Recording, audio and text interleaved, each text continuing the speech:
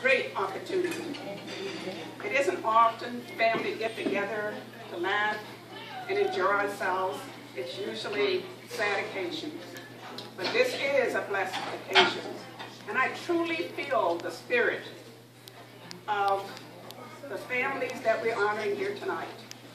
My mom, my dad, your moms, your dads. It's truly, truly a blessing to have descended from those great people. I'm Ruth Jernigan. I am the 5th child of 11 children. And get this, of 11 children, born to Horace and Berta May Shiraz Cody. My parents were farmers. You young folks don't know what that means other than the farmer's market. We work hard. I watched my dad, my mom, neighbors, who were like 10 miles away, there was no such thing as next door, work hard to take care of their children. My dad once said, as he got older and was ill, well, Dad, I think that maybe you should consider a convalescing home where they can take care of you. He said, let me tell you how many times I walked that bunker road in the snow and the rain to take care of you guys. Didn't put you in a home. Maybe I should have. If that's your opinion of me, and I'm not going any home. I'm going to die right here. Tough earth. So we backed off of that because that wasn't going to allow it.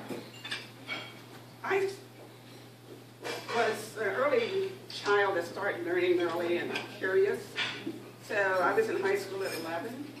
I didn't like the farm, trust me.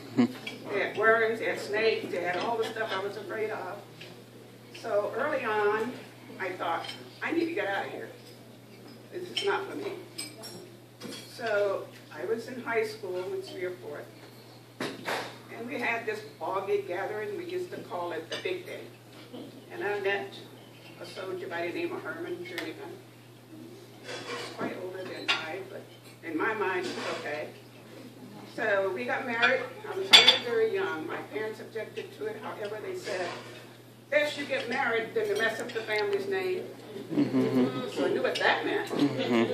So I got married and I came to California looking for a better life. And I've been blessed to have found my way. I found my way through the politics of this society. Because I found out early on that everything in this society runs on politics. Whether it's our schools, our water, our air, our beings, it isn't a political world. So I got involved in politics. I had my son at a very early age. We kind of grew up together. I guess sometimes he forgets I'm the mom, okay? Amen. Yeah, but I always remind him of that, too. So I was a young mother, struggling to go to school to further my education, and I got a job, a real job.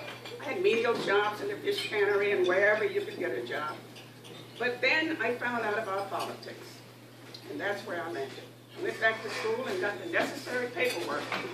Not necessary 10 degrees, but I understood what it took. I've been very fortunate. I have traveled throughout most of the world, as Carl alluded to, negotiating some of the toughest contracts for working folks. My venue has always been to help those who really needed the help. And doing so, I got involved further in politics. I had the opportunity to work for two of the greatest presidents of the United States, being President Carter and President Clinton. And I learned so much about politics and what it takes to make a better world for us all. I say to the young people here tonight, you have been blessed with the kind of opportunity that you have. Go to any school that you desire. Go to any restaurant that you desire. In my early years, this was unheard of. You were the busboy or the cleanup people, okay? So we marched and we broke through those barriers. So there is no reason in the world that I can think of that we have these excuses that we can't make it, because the doors have been opened. And if you can't walk through, you don't deserve it. So remind yourselves, as your mother and father struggle to put you through college and give you the best life, it's not all about those toys you go out and buy every day, a blueberry, a blackberry, a yellowberry. Give it up. Start communicating with each other verbally. I found out that the young folks today couldn't have a conversation live with you if you tied them down. They'll sit in the same room and text each other. When you go on that job interview, you're not going to be texting that manager. Right? You're going to have to speak up and let them understand what you know.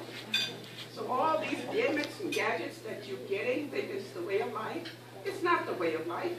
It really is to assist you with your life. So we've given up our opportunity to communicate. Therefore, you have to remember that we are a global world. We are competing with the Chinese, the Indians, the Vietnamese, all of the third world countries. And apparently they're doing the better job because they took all of our jobs. So when you buy a product today, guess what? Look at the label. Not made in America. But that something says that we didn't do it right. But we assumed that everybody needed us. And at one time we did. But when we became a global market, they don't need us anymore. Wages are too high. Products are inferior. All of those things are hindering us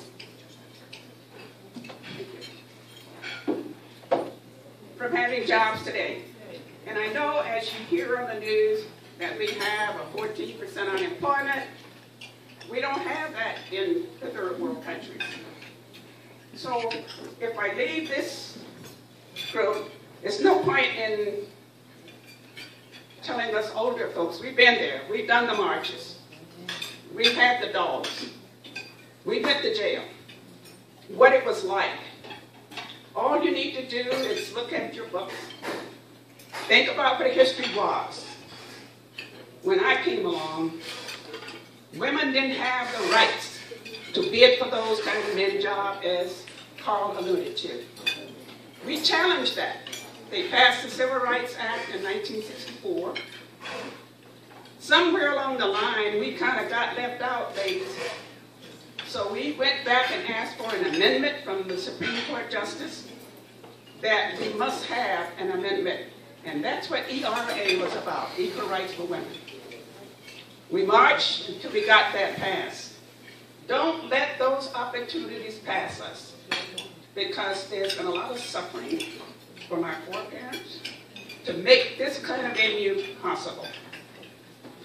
And I often tell my grandkids that all of this stuff you're assuming is not really for you to assume that it's okay and you're deserving. It's not true, because what you deserve is what you should earn. I often say to my son, he comes to my home often to eat, and there's a special chicken he likes. And he, again, I say, you know, Gail, we don't communicate. I'm going to tell you about my pains. Also going to tell you about my problems. So he's got to do that. Okay, Mom, but, hey, bro. Yeah, I'm over to my mom's house. Yeah, bro, I'll call you back. Okay, I got the chicken ready. I made all this preparation. We walk in the kitchen to eat. And you can't pick on me tonight, son, because I got my nephew there. And he has muscles. So he walks in there, we set the table, we sit down. Hey, bro. Yeah, bro, I'm still in my mom's house. Okay, bro. Okay. I done had this bro about as much as I can have. And I'm thinking, okay, I stopped making the chicken, I stopped making the greens, I stopped making the bread. Then all of a sudden, he goes, Mom, you cook? I said, no, because I'm competing with bro. I don't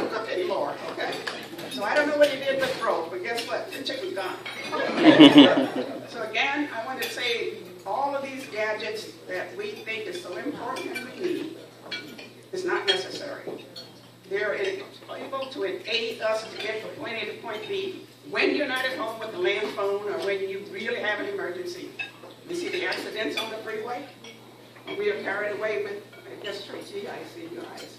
We are carried away with the texting and all.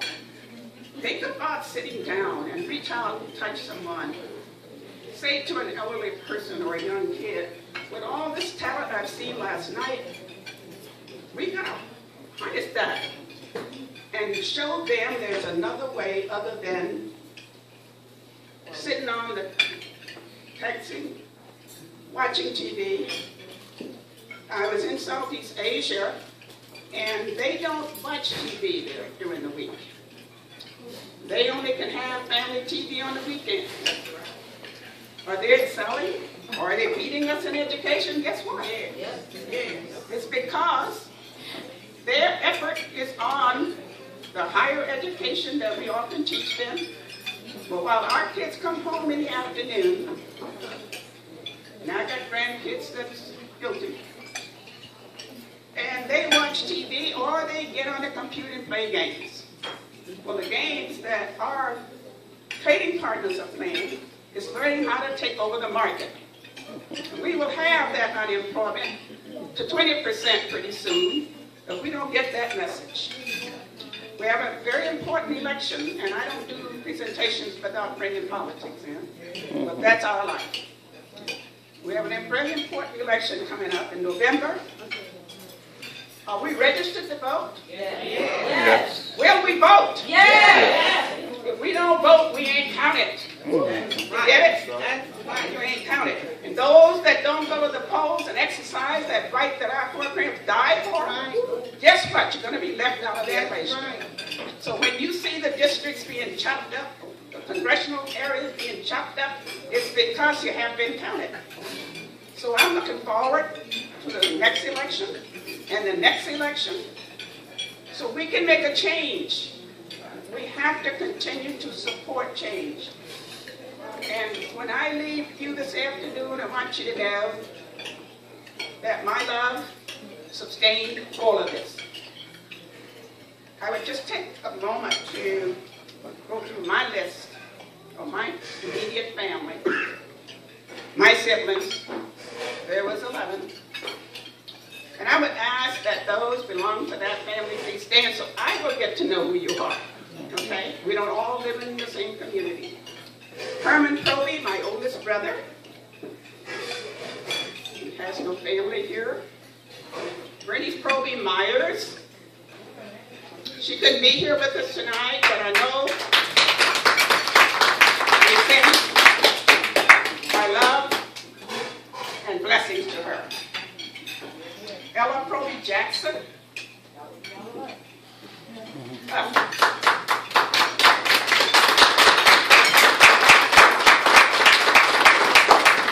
Wesley Proby.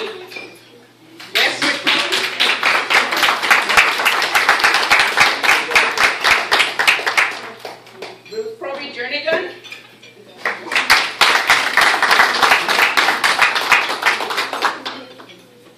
Horace Jr.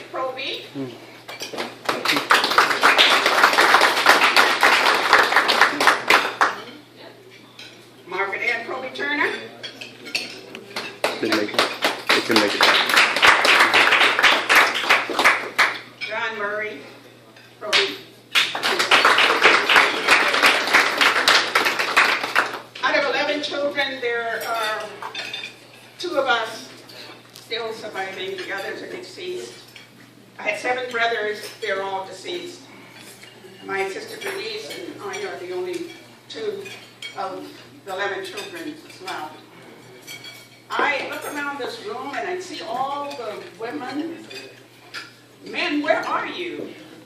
I mean, where are you? There were 7 brothers. All of them were younger than me, except 2. They are no longer with us. So we have to do a better job in supporting, maintaining a better life for the men.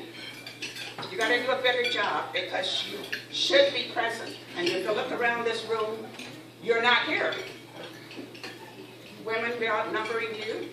So you got to think about taking care of your health in an early years so you can be around to take care of us. I leave you with one thing. When you young people go out and make decisions, remember this. For every decision